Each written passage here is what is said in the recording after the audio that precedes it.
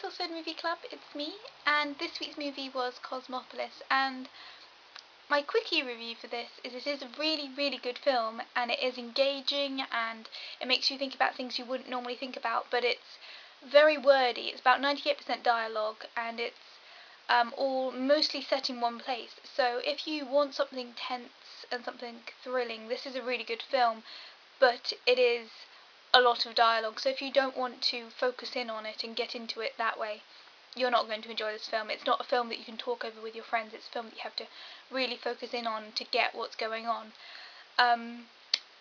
The entire of the film feels very clinical, and it's very standing off from the personal, even though the film is very personal. The characters say and do things that are very intimate, but it's done in a very antisocial, non-personal way. It's very, very clinical.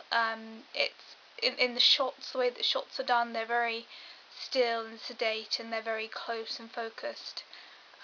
There isn't a lot of movement, there isn't a lot of, from set to set, or in terms of the characters' movement, there's very few people who do a lot of active movement at all. The script I find extraordinary in this film. It's one of the most interesting scripts that I've seen in a film in a while, and it feels half like poetry, half like bad lip reading in a way, because what they're saying is incredibly intimate, but they're saying it in a completely non-personal way. So it's almost, all the characters in a way are almost autistic, that they're saying their internal monologues, the things that they observe and the things that they think, immediately on impact. They're not filtering out what they want to say.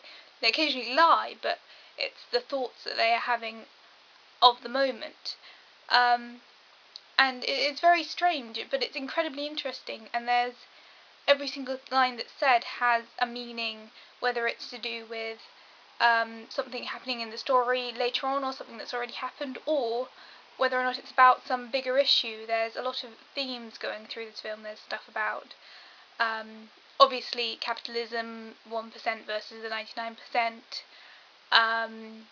the segregation of people, how you always feel alone no matter how closed off you are or how much you try and connect. There's also a load of Freudian stuff in here. There's a lot of issues about what is it like to get what you want. Are you being self-destructive getting what you want, or do you, all those sort of things. Kind of similar to Vanilla Sky, but Vanilla Sky was a very optimistic movie. This movie is so dark and so cynical. The acting is very good, but it's, again, because of the way that the script is formed, the actors are very controlled. I think they're brilliant in this film, but I can see how they could be a bit off-putting.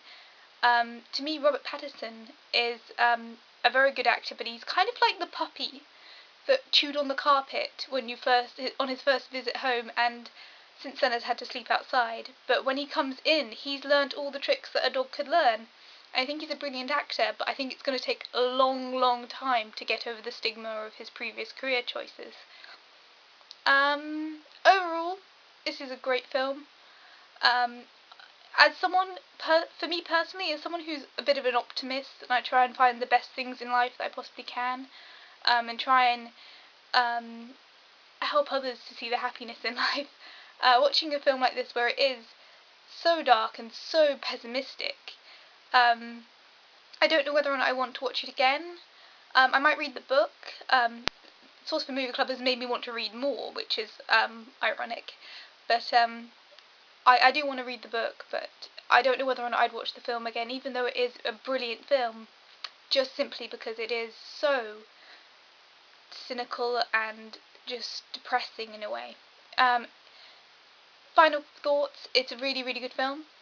If you let yourself get into it, the acting and the direction just coerce really well. I like the acting. I think it's a film that most people should watch, definitely not children. There's a few scenes that I had to look away, although I kept listening, because even during the most intimate scenes are when the most important things get said. Yeah, and that's it really. I hope you enjoyed this review. I hope I've said anything useful. I usually just ramble on until I stop. A lot of people have been saying I look like Meg in the comments, which I find incredibly flattering because Meg is way out of my league. She is so hot. But I thank you for all the people who said that. And I will see you next week. Again, hopefully I've said something useful. Bye guys.